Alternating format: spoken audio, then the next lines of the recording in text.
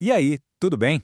Olha só, hoje o nosso papo vai de um assunto que começa na senha que você usa todo dia e vai parar, acredite, na segurança de um país inteiro. É isso mesmo, a gente vai falar sobre segurança da informação. E pode relaxar, não é nenhum bicho de sete cabeças. É uma coisa que afeta a sua vida, o seu dinheiro e até a estabilidade do mundo. Vamos entender juntos como tudo isso se conecta.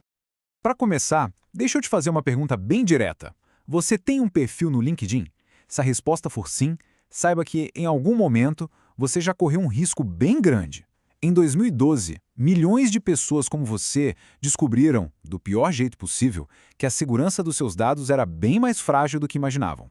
6 milhões e meio. Grava bem esse número. Essa foi a quantidade de senhas de usuários do LinkedIn que foram simplesmente roubadas. E o pior de tudo, elas foram publicadas, abertamente, num fórum de hackers lá na Rússia. Foi um escândalo. Da noite para o dia, a maior rede profissional do mundo teve sua fragilidade exposta para todo mundo ver. E o que deixa essa história ainda mais absurda é o motivo da falha. Foi uma coisa tão simples. O LinkedIn não usou uma técnica de segurança super básica chamada salting. Pensa assim, a criptografia por si só já embaralha a sua senha. O salting é como colocar o ingrediente secreto e único em cada senha antes de embaralhar. Era uma proteção a mais, fundamental, barata, e eles simplesmente não usaram. Deixaram a porta escancarada. E aí a gente chega na parte que a conta simplesmente não fecha. Sabe quanto custaria para o LinkedIn ter implementado uma segurança decente? Talvez algumas centenas de milhares de dólares. Agora, sabe o custo médio de uma violação de dados como a que eles sofreram? 5 milhões e meio de dólares. Isso sem nem contar o estrago para a imagem da empresa. Foi com certeza a economia mais cara que eles já fizeram. Pois é, o caso do LinkedIn mostra como a nossa segurança individual é frágil. Mas, quando os criminosos começam a se organizar, aí o jogo sobe para outro nível. A gente vai sair agora do seu perfil pessoal para mirar nos cofres dos grandes bancos.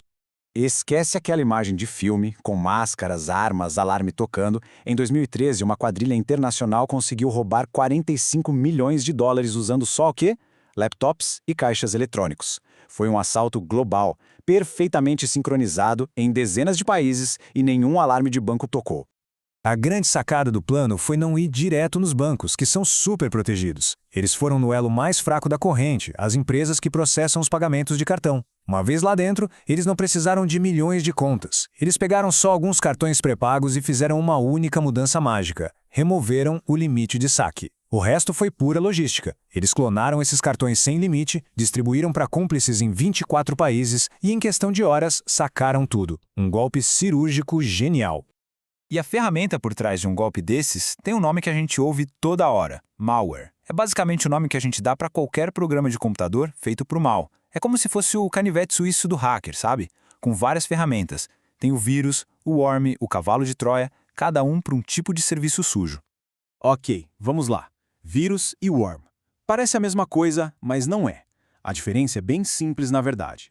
Um vírus precisa de você. Ele é um parasita. Ele pega carona num arquivo que você precisa abrir. Já o worm é independente.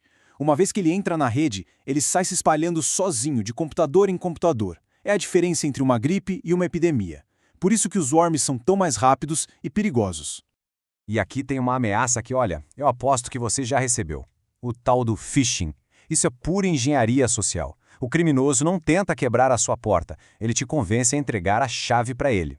Aquele e-mail que parece do seu banco pedindo para atualizar seus dados? Pois é a isca. E muita gente morde. Uma outra tática muito usada é o ataque de negação de serviço, o DOS. Imagina que você quer causar um engarrafamento gigantesco na porta de uma loja. Você manda milhares de carros falsos para lá, e os clientes de verdade não conseguem nem chegar perto. É isso que um ataque DOS faz com um site. E para criar esse caos, os hackers usam botnets, que são exércitos de computadores zumbis pelo mundo, infectados e controlados sem que os donos nem desconfiem. Certo.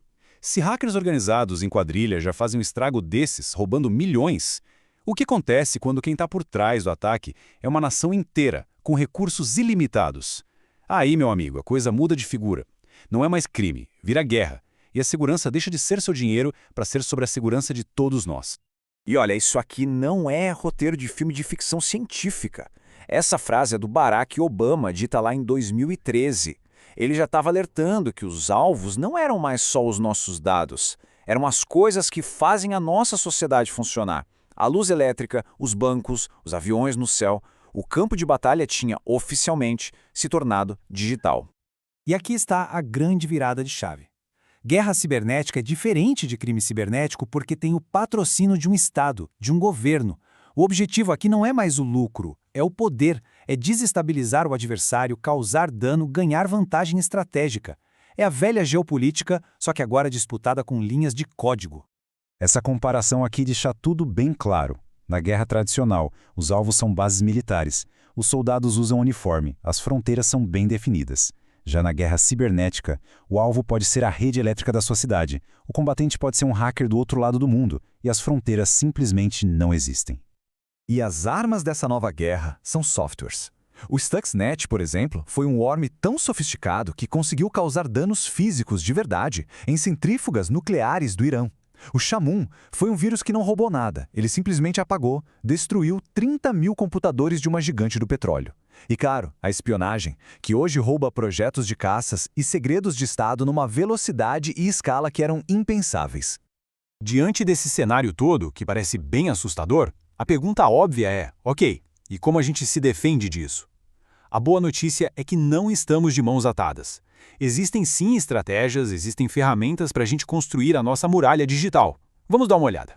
Uma defesa digital forte, seja para você ou para uma empresa gigante, se apoia em 3 pilares. Primeiro, você precisa saber o que está protegendo. Fazer uma avaliação de riscos para focar no que é mais importante. Segundo, criar regras claras do jogo, as tais políticas de segurança. E terceiro, usar a tecnologia certa, as ferramentas adequadas para essa proteção.